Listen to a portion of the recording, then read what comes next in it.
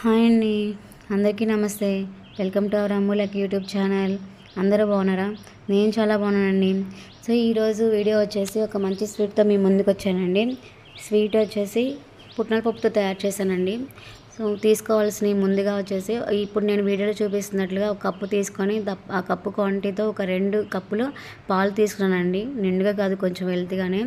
So తర్వాత ఒక మందపాటి గిన్నె ఒకటి గ్యాస్ మీద పెట్టుకొని స్లో ఫ్లేమ్లో పాలు తీసుకున్నాం కదా, పాలల్లో ఒక కప్పు 2 కప్పులకి 2 కప్పు పాలకి 1 కప్పు పుట్నాల పప్పు తీసుకొని పాలల్లో పప్పు బాగా మగ్గేంత వరకు మరగపెట్టుకోవాలన్నమాట. పుట్నాలు చాలా హెల్త్కి మంచిదండి. మనకి ప్రోటీన్స్ బాగా లభిస్తాయి పుట్నాల వల్ల.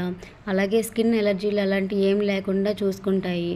హెల్త్కి చాలా మంచిది. అలాగే స్కిన్ పైన ముడతలు అలాంటివి ఏమన్నా ఉన్నా కూడాను రాకుండా చూసుకుంటే వచ్చినవి కూడా త్వరగా పోయేలాగా ఉంటుందన్నమాట. సో పుట్నాలు అనేవి హెల్త్కి చాలా మంచిది. ప్రెగ్నెంట్ లేడీస్ చాలా యూజ్ చేసుకోవచ్చు అనమాట. హెల్త్కి చాలా మంచిది.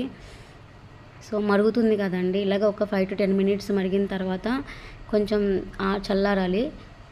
గ్యాస్ ఆఫ్ చేసే ముందు కొద్దిగా యాలకుల పౌడర్ వేసేసుకొని గ్యాస్ ఆఫ్ చేసుకోవాలన్నమాట.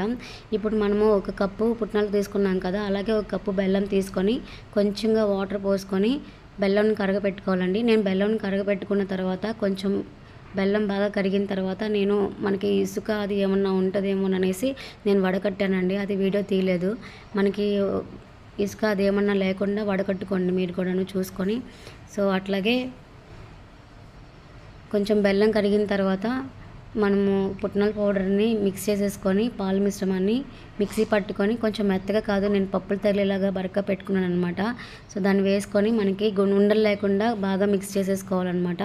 సో నేను ఒక కేక్ బౌల్ తీసుకొని దాంట్లో ఒక కవరు నెయ్యి రాసి వేసుకున్నానండి.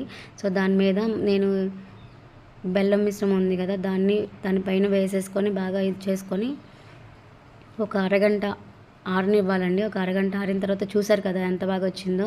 సో కవర్ తీసేసి చక్కగా మనకు కావాల్సిన షేప్లో పీసెస్ కట్ చేసుకొని తినొచ్చండి. ఇంకొకటి ఏంటంటే, ఇట్లాగా మనము బెల్లం మిశ్రమం అవుతున్న టైంలో మనము కావాలనుకుంటే నేతిలో వేయించుకున్న డ్రై ఫ్రూట్స్ ఏవన్నా సరే మిక్స్ చేసేసుకోవచ్చండి కావాలనుకుంటే. అది హెల్త్కి కూడా చాలా మంచిది కదా, అలా తిన్నా కూడాను ఏదో ఒక విధంగా పోయింది.